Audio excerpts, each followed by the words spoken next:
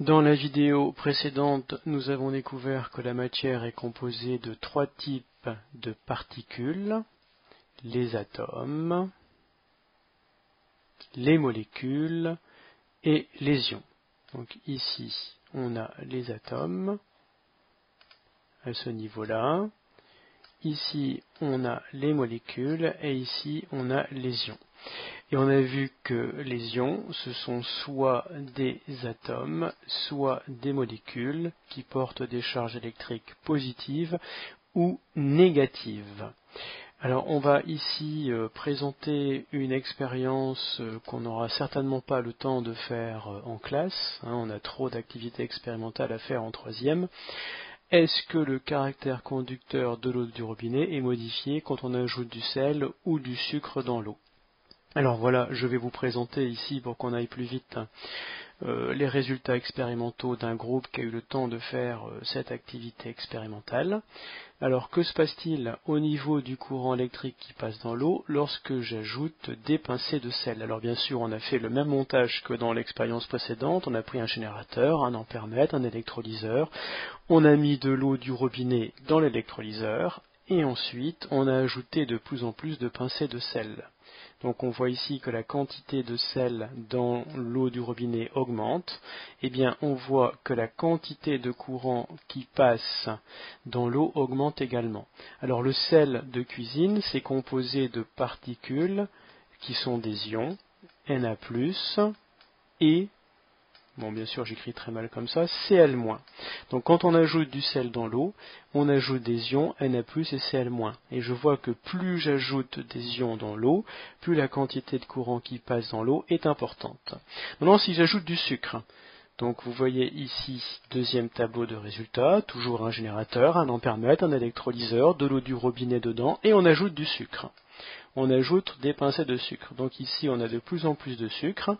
Et bien, quand on ajoute des pincées de sucre, on découvre que la quantité de courant qui passe dans l'eau ne varie pas. Elle a même parfois tendance à diminuer un peu. Alors le sucre, c'est pas comme le sel. Le sucre est composé de molécules qu'on appelle du saccharose, C12, H22, O11. Et donc quand j'ajoute du sucre dans l'eau, eh bien j'ajoute des molécules. Et quand je vois que j'ajoute des molécules dans l'eau, eh bien l'intensité ne varie pas. Donc là, les molécules ne font pas passer le courant électrique dans l'eau. Par contre, les ions, eux, font bien passer le courant électrique dans l'eau. Alors si on demande aux élèves de tracer la quantité de courant qui passe, ici la quantité de courant qui passe dans l'eau, en fonction du nombre de pincées de sel ou de sucre que l'on ajoute, eh bien, on voit que lorsqu'on ajoute du sel, eh bien, l'intensité du courant augmente. Vous voyez ici le résultat. Par contre, quand on ajoute du sucre, eh bien, l'intensité du courant ne varie pas. Donc, quand j'ajoute des molécules dans l'eau, la quantité de courant ne varie pas car les molécules ne font pas passer le courant électrique dans l'eau. Et quand j'ajoute du sel, eh bien, le sel c'est des ions, et plus il y a d'ions dans l'eau, plus la quantité de courant qui passe dans l'eau augmente. Voilà. Donc là, c'est très net sur les courbes. Donc on pourra écrire ceci. L'expérience montre que si la quantité d'ions dans l'eau augmente, alors le liquide est de plus en plus conducteur, donc ça c'est les mots importants.